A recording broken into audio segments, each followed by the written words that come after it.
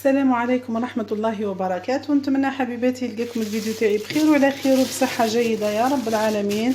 اليوم حبيباتي راح نحضروا مع بعضنا لي فوليفون بلا صوص بلانش بالزيتون، طعم ولا اروع، يعني وصفة معروفة قديمة.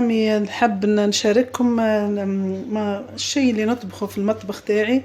نتمنى الكل مبتدئة تستفاد، اللي جديدة معانا نتمنى تشترك في القناة ليصلها كل جيد ومضمون، واللي مشتركة نتمنى تتبع معايا الفيديو للآخر. نبدأ على بركة الله. عندنا هنا لاباط فيتي، كنت خدمتها معاكم، نحط لكم الوصفة في صندوق الوصف. دائما نحضرها قبل الشهر الكريم، نحطوها في الكونجيلاتور كي تحتاجيها تجبدي كل مرة تجبدي القطعة اللي تحبي تخدمي بها. هنا تخليها تدي كونجيلا شوي، تجبديها وتخليها وهي باردة نجبدوها. هنا راح نعتمد الوصفة القديمة، قلت نحطها لكم في صندوق الوصف. نحلو هنا لاباط تاعنا. هنا للاخوات اللي ما تطلعوا لهمش لاباط فيتي، حبيت نقول لهم لازم تخلي السمك تاع لاباط تاعك تخليه مرتفع شوي، واحد النصف سنتيمتر، باه مع تطلع تجيك قد بصح كي ترقيها يعني مهما عملتي مش راح تطلع لك. نحلو لاباط تاعنا. هنايا مازالت شويه يابسه لانها كانت في المجمد.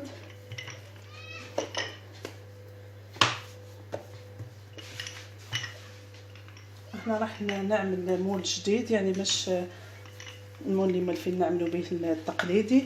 حبيت نجرب شويه للاسره حاجه تبان لهم جديده، يعني نعتمدوا على الوصفات القديمه وكل مره تبدلي في الديكور ولا في لاصوص تاع الحاجه. ولا كنت حضرته قبل بالبيشاميل.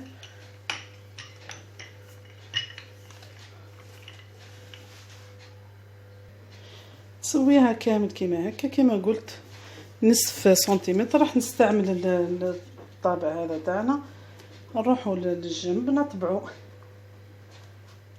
الطبقه الاولى كيما تشوفوا،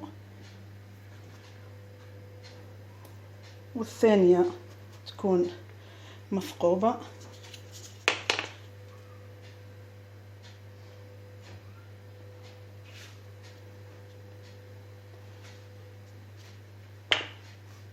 بعد ما قطعناهم كامل كيما هكا نحطوهم في بلاطو على ورق الزبده. نجيبوا بياض البيض، انا كان هنا فضل لي من وصفه قبل، نديروا بشويه الحواف.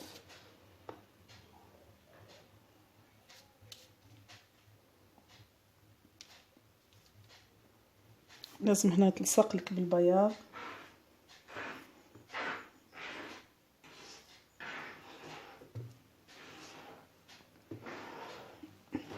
نحطوا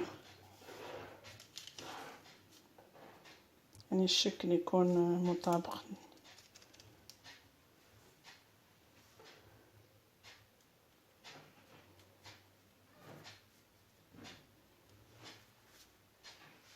نكملهم كامل بهذه الطريقة ونرجع.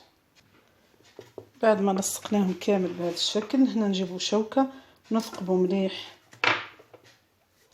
الطبقة السفلى هذه اللي لتحت. هي مهما كان ثقبتها راح تطلع لك شوية، من بعد كي تطلع وهي سخونة هبطها هيك شوية بإيدك تهبط بسهولة. نجيبوا هنا صفار البيض،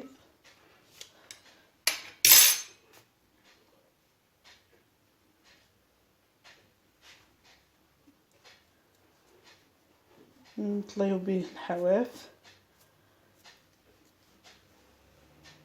ونحطوهم من تحت يطيبوا. هنا تقوي المرة الأولى في الفرن باه تطلع ثم ومن بعد تنقصي لها باه تطيب مليح حتى تشوفيها ارتفعت وخذت لاكولير من تحت هكا على الحواف شوية دوري. تهبطيها وتزيدي تحلي عليها من الفوق. نطيبها ونرجع. طابوا حبيباتي لي فولوفون تاعنا، انا حطيتهم في الوسط، حليت عليهم من التحت 10 دقائق يعني كما تشوفوا خذاو لا كولور الذهبي هذه. نجحوا لي، جاوني روعه، طالعين كما راكم تشوفوا. هنا كي تجيك شويه القلب تاعها طالع هبطيه شويه، انا هنا جتني ناجحه يعني، طريقتي سهله في لاباط هذيا وسريعه وفي نفس الوقت نتيجه رائعه. نتمنى تجربوها. كما قلت حليت عليهم من تحت 10 دقائق ومزدت من الفوق 10 دقائق تحمروا لي كيما هكا، تنقصي عليهم باه يحمروا بالعقل. ننتقلوا دركا للاصوص. لاصوص تاعنا هنا نعملوا طروف تاع الدجاج يعني قدر العائله تاعك، الكميه اللي تحتاجيها نشيحوها بيان كيما هكا. نزيدوا شويه برك تاع ملح باسكو لاصوص راح تجي خاطره، والزيتون ديجا مالح. نحطوا شويه تاع الزيت، 4 ملاعق زيت الى 5 يعني حسب الكميه تاع الدجاج. هنا الزيتون تاعنا ديجا حطيناه في الماء، هو تغالى شويه نبدلوا له الماء مرتين وسيبون، ما نخلوش يطيب لانه راح يطيب لنا مع الدجاج. نخليو شويه الدجاج تاعنا، نضيفوا هنا بصله نركيوها باه تجينا لاصوص خضره، و3 سنات ثوم.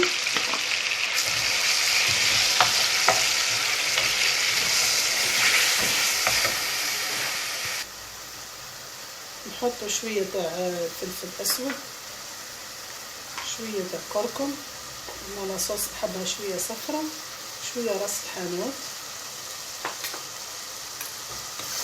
خليه يدخل مليح.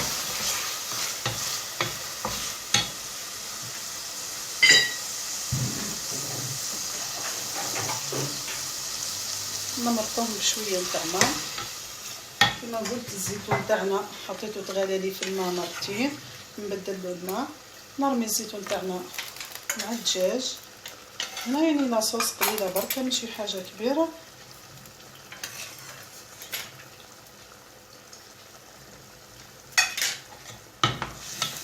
نغطيو على الصوص حتى تهز الغلوه، من بعد نزيدوا لها شويه نتاع ماء نخلوه يطيب لنا ونرجع. بعد ما طبت لنا لاصوص تاعنا وخفات كما راكم تشوفوا، ضفنا شويه تاع معدنوس وعصره تاع نصف ليمونه كما تشوفوا تشهي. نهزوا قطع الدجاج تاعنا نحمروهم، يا اما في شويه زبده مباشره ولا تعمليهم بالشابيور البيض. نتمنى تجربوا الوصفه رائعه، متاكده راح تنال اعجابكم.